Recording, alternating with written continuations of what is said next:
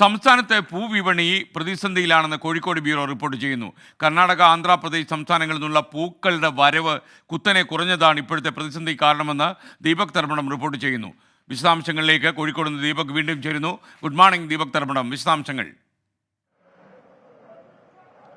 Very good morning S K N ഇതാ happy Onam in advance.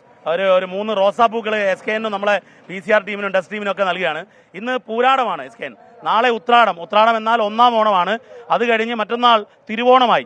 പക്ഷേ ഈ ഓണത്തിന് നമുക്ക് പാളയത്ത് വലിയ തിരക്കുണ്ടാകാറുള്ള ഓണവിപണിയിൽ നമുക്ക് കാണാം പൂകൾ കുറവാണ്. പൊതുവേ പൂവിൻ്റെ വരവ് കുറഞ്ഞു.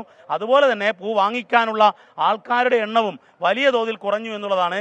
എസ് കെ എൻ പൂ വരവിൻ്റെ കുറവിന് കാരണം എസ് കെ എൻ നേരത്തെ പറഞ്ഞ പോലെ ആന്ധ്രയിലും കർണാടകത്തിലും നമുക്കിതാ ദൃശ്യങ്ങളിൽ രാജേഷ് വെള്ളരി കൊണ്ടൊന്ന് പാൻ ചെയ്യുമ്പോൾ നമുക്ക് കാണാം ഇതാ പൂവിൻ്റെ സാധാരണഗതിയിൽ ഇവിടെ എല്ലാം പൂ കൊണ്ട് നിറയുന്നതാണ്. പക്ഷേ പൂ വലിയ തോതിൽ കുറഞ്ഞു എന്നുള്ളതാണ് പ്രധാനപ്പെട്ട കാര്യം. ഇതിൻ്റെ കാരണം ഈ ആന്ധ്രയിലും തമിഴ്നാട്ടിലും കർണാടകത്തിലൊക്കെ വലിയ മഴ പെയ്തു.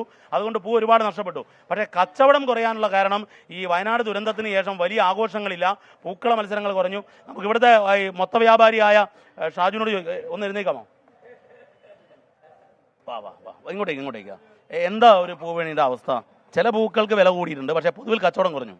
അതായത് പൂവിപണി എന്ന് പറഞ്ഞാൽ ഈ പ്രാവശ്യം എല്ലാ വർഷത്തും ഉണ്ടാവുന്നതിനേക്കാൾ വളരെ ഒരു 60% കുറവാണ് ഈ പ്രാവശ്യത്തെ കച്ചവടം. അതായത് ഒന്ന് വയനാടാണ്, പിന്നെ വയനാട് പ്രതിസന്ധിയാണ്, സർക്കാരിൻ്റെ ഈ ആഹ്വാനം, അതായത് ആഘോഷങ്ങളൊന്നും വേണ്ട അങ്ങനെയുള്ള ഒരു പ്രശ്നങ്ങൾ ഇതായപ്പോൾ സ്കൂൾ കുട്ടികളെ പരിപാടികളൊന്നും ഇല്ലാതായപ്പം തന്നെ ഞങ്ങൾക്ക് ഒരുപാട് പ്രതിസന്ധികൾ നേരിടാനുള്ള ഒരു പ്രശ്നമായി.